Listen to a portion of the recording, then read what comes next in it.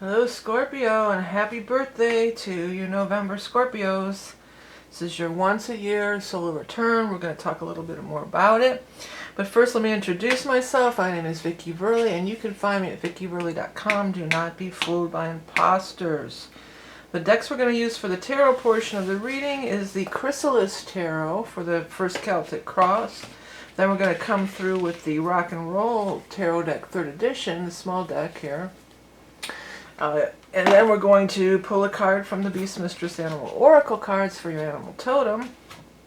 And then finally, if you're a level 2 Patreon supporter, there's going to be some additional cards pulled from our Greer tarot deck. The links to all the tarot decks and where you've purchased them, if you would like to purchase any of them, is in the description of the video. I want to start with some astrology because we are getting into the eclipse. And another thing is, I'm taping this in late October, just before your eclipse.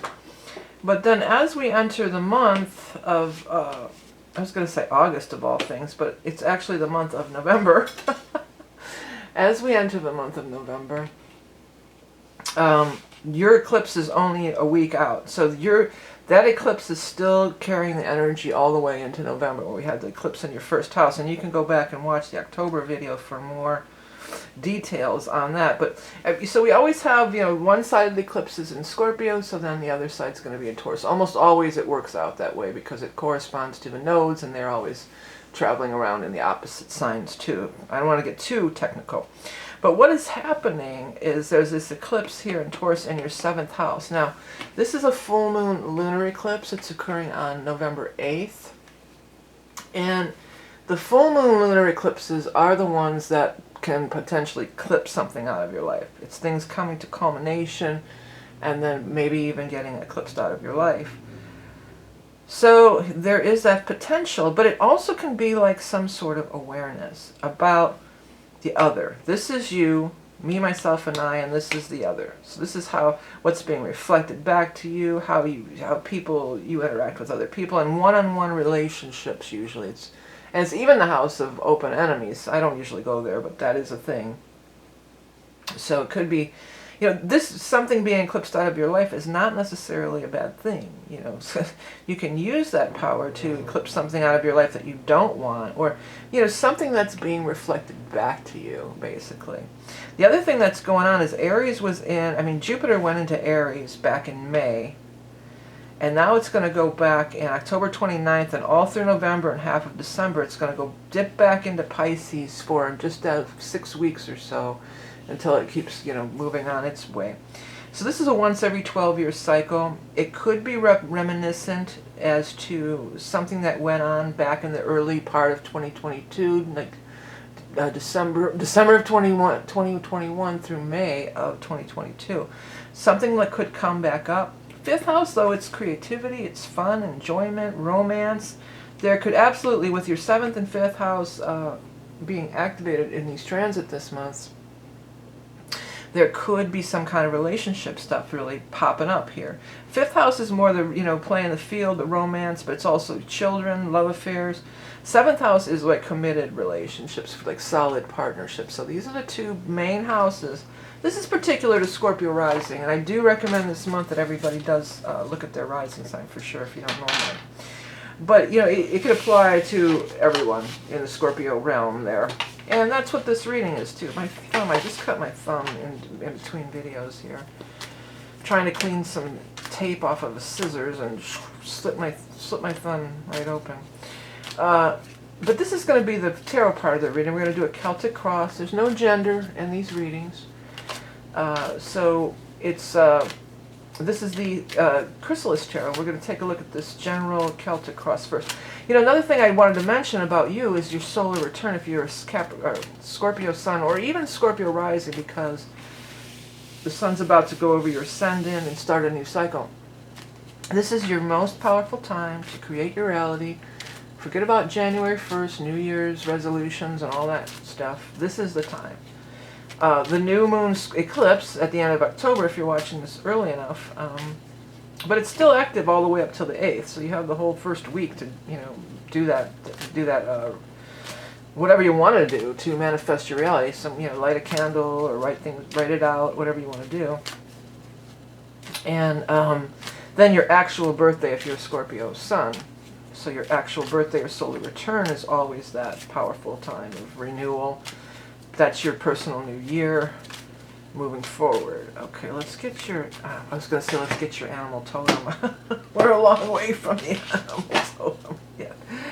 All right, let's see what we've got here. The Nine of Stones, which is the Nine of Pentacles. Three of Stones, which is the Three of Pentacles. King of Spirals. The spirals are the rods. King of Rods, Kali, or the Tower. King of Mirrors, which is the King of Cups. Two of Scrolls, which is the Two of Swords. Seven of Scrolls, which is the Seven of Swords. Boy, that thing does not want to... Kept going like this, going like this. When I read the round decks, I read them like this is leaving, and then if it's coming, however it falls in the circle, this would be coming in, this is present, this is gone. So it's funny, this might be leaving, the Seven of Swords, because it kept wanting to roll that way like we do with the round decks. Six of Scrolls, which is Six of Swords. When I said the round decks, in my brain, it equated it, I heard the Adirondacks, which I think they're mountain range, isn't it? Maybe somebody's going to be involved with the Adirondack Mountains or going there for lovers and your hopes, wishes. Well, not surprising with the 7th house activation. Then the Three of Spirals or the Three of Wands up here for your final outcome of the month. Well, it starts out with a lot of Pentacle cards. And here's the thing, too. Now, there's no gender in these readings. So King, Queen, doesn't matter. It could be male, female. There's no, we're not assigning gender. But the Kings, we have two Kings. We've got the King of Mirrors and the King of Spirals. The two court cards that are showing up in your spread. Well, you, Scorpio, this is you. You're the King of Mirrors. You're the King of Cups, regardless of gender. But we're working with the King energy. We're not working with the Page energy or the juvenile energy. We're stepping into the power of the King. We're stepping into the maturity level of the King. We're stepping into the soul growth vibe of the King. It's further along. Kali Tower is here, leaving that behind. You start out with a couple of real nice money cards here. You've got this Nine of Pentacles, and then you've got this Three of Pentacles. I feel like for some of you, you're just bored. Like maybe you have had some success in this field. This is a card of success. It's not really depicted that way so much on in this particular rendition, but usually it's the Lady of Leisure. She's got the money and the clothes and the bird. She doesn't have her bird in this one. But I'm getting the vibe of, yeah, okay, I did that. Now what's next? And you might be getting into, this feels real exciting with these owls here.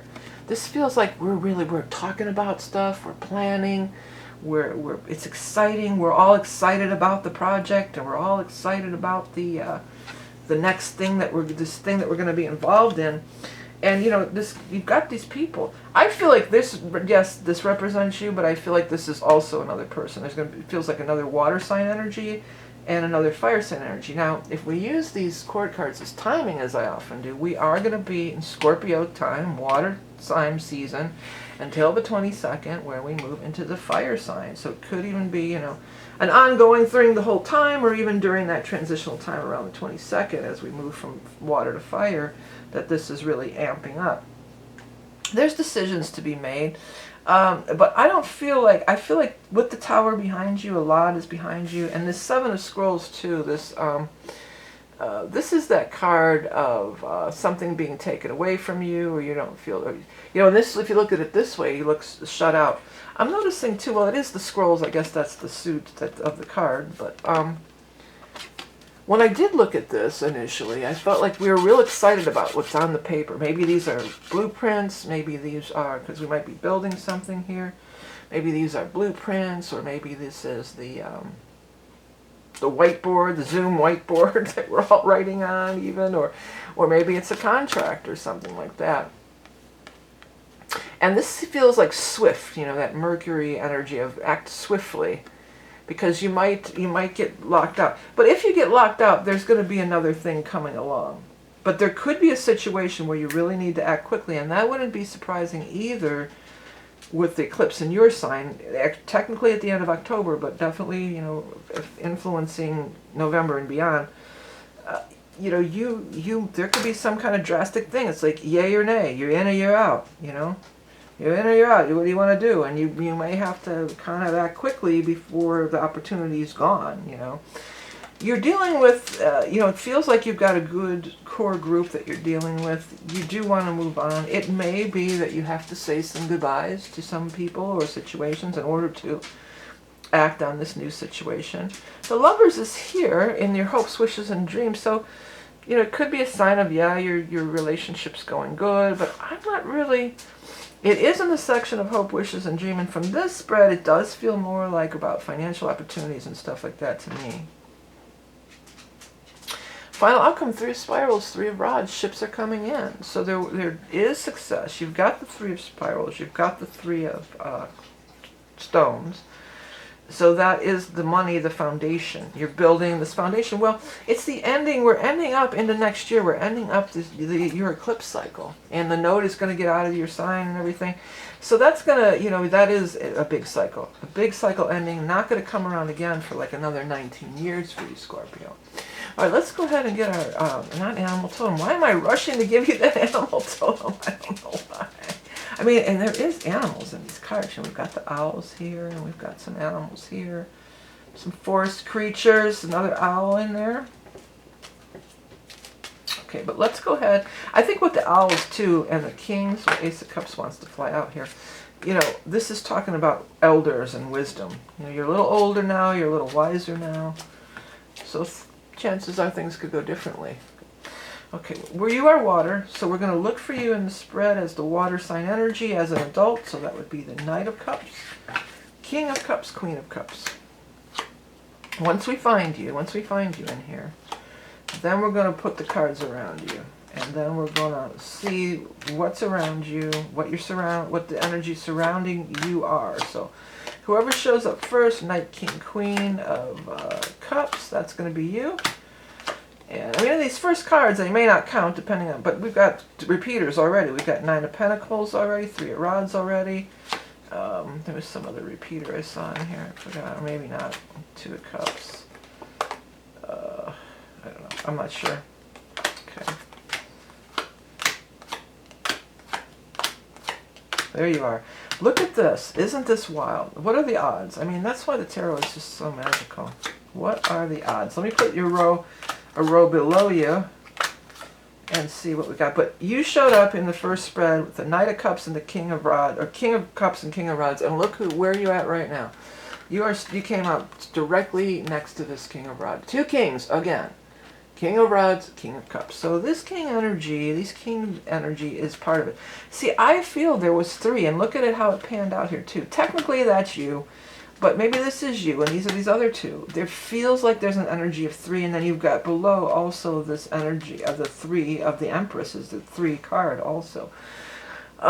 So yeah, there, and maybe even a 4th over here. There's a new people. There's an influx of new people and soulmate energy coming out of some hurt things from the past. You've got some good ideas. You need to take a chance and take a risk, to take that leap, to go forward with it. I do feel like there's this group of 3, and there's other people involved too. You're going to be working on something, potentially. You're creating something. Maybe it's a creative endeavor, but at any rate, you are creating something. And the tower's down here. I mean, the tower is here again. You had Kali and the other one, the tower. And upheaval showed up to me, but really heave. And honestly, it almost looked like heaven to me. So that's going to mean a lot of things for a lot of people. You know, maybe somebody is going up to heaven, if that's your belief system. Maybe somebody's passing on. It could be a mother, grandmother figure with the Empress there. If that's the case, this might be that there's somebody who was suffering a long time, and they're just like, they want you to know, I'm free. I'm not in that suffering body anymore. I'm back to feeling abundant and whole again. I'm whole again. That comes through really strong. I'm whole again. It comes, and it's coming through a multi-level, multi-tiered. For some people, that is the definite message for somebody out there. They're saying they're whole again. And for somebody out there, boy, I get chills down my legs. For somebody out there, they're whole again in their mind. They weren't right in their head because of the mental stuff. So their memory is back, their mind's functioning properly. For somebody, I feel like they actually did have like an amputation or something along those lines, and that's what they're talking about. That like, I'm whole again. They're excited. I'm whole again. Look, I have my arms back, or my leg is back, or whatever. And for some of you, and even if one doesn't negate the other. It's not mutually exclusive. It could be all of the above. Okay. And then for some of you, there's a little squirrel outside my window. Hello, Mr. Squirrel. He's waving his bushy tail. He's waiting for his nuts. You guys got fed in the morning, dude. You snooze or lose. You got to get out there. This is afternoon. There's no lunch. There's no free lunch, squirrel. But anyways, back to your spread here. For some of you, this is you. You know, this is you. You're saying, I feel whole again. You may have been depleted, or somebody out there too, definitely. Somebody had breast augmentation done, like maybe had their breast removed for cancer, and now they've had it replaced again. That's definitely it for somebody, because this Empress energy very often is female reproductive stuff related, you know. So yeah, you have hysterectomies and stuff. They don't put it back, but they do rebuild your breasts. I know they do that for some people. That's an option. I feel like I have to sneeze. Hold on. Whew. Excuse me. All right. Yeah, real quick reminder, the year ahead reading is available for a limited time if you want to get in on that. It's a look at the astrology, which in 2023 is a lot of changing astrology stuff's happening. So look at that as in regard to your chart. And we will look at do the tarot reading for the 4 quarters of the year and animal totem, as I'm about to do now. Always my most popular reading of the year. Check it out if you're interested. Available for a limited time. The camel. Well, the camel is always a card of endurance to me. It reminds me of endurance because it goes so long through the desert without... And Scorpios, you can do that. Like, I don't think any other sign has a stronger willpower than a Scorpio. If you decide, you know, you could go a long time, like, maybe not talking to somebody, or, you know, Scorpios too, here's another thing. I know a lot of Scorpios. I have a lot of my good friends over the years have been Scorpios. I got a lot of stuff with Scorpio. You know, Scorpios, you're so sexual. It's all sex. I know not a lot, but several that have been celibate for many years because you just have that, you know, you just have that willpower. It's just like, no. And that's, like, you have that endurance. You know, you could go without sex. I mean, not that you'd want to necessarily or you'd have to, but you could go without sex. You could go without, you know, you can endure. Scorpio is fixed. They set their eye on something, and they can really, they're very formidable. You're formidable. Let's put it that way. Dragon of the desert, wayfaring soul, sure-footedness amidst the shifting sands, overcoming insurmountable odds and preparing for the journey ahead. Yeah, well, that's it. It may seem insurmountable with all this eclipse energy rolling through your chart and everything. And another thing about you Scorpios next year, as Pluto changes signs, Pluto is your ruling planet. So if Pluto makes a big move, you being the Scorpio, whatever, even Sun, Venus, anything, you're going to feel that. You're going to feel that shift, okay? All right, Scorps, right before I go, real quick announcements. My new song is going to be out in early November. It's a Christmas song that I actually wrote in the 80s, I believe, and I released it on YouTube a while ago. A recording that I didn't really have, it was a, you know, one and done recording. I didn't have a lot of say-so about it. So this, I've redone it. I've changed the key, I slowed it down. I'm much happier with the Christmas time that I'm releasing now. So if you enjoy Christmas music and you want to give it a listen, you know, I would really appreciate that. It always does. That always does help me in every little way. And another thing, people often ask me, you know, what's with the rock and roll prophetess? What's that all about? Well, I am a musician, and I recently did an interview on a local show called, with the hometown of Level Up Cleveland is the name of the YouTube channel. And it's actually got a ton of interviews of all kinds of locals. But if you are interested, I go through all the stuff of growing up in the music scene and all the bands I was in and all the stuff I did musically. And, you know, he was asking a lot about, like, my parents' bar and stuff like that. So if you want to check it out, if you're interested in that, and I get a lot of questions about it, so check it out. It was earlier in the day, and I had to get up I didn't have to be there early, but I had to get up early I had stuff to do and get ready and go and that. So I did caffeine, which I rarely do. I rarely drink any kind of caffeine at all, but I did have like a cup of coffee that morning. So I was a little bit buzzing on the caffeine maybe, but still, you know, it was fun time, and, you know, check it out. I told him I'd share it, so check it out if you're interested. All right, so here it is, the coming off your eclipse in October there, Scorp. You're still in the vibe, still going through the eclipse energy. Hang in there. Happy birthday. You know, that eclipse energy is such a powerful time, you know, to use that energy to create what you want to create in life, okay?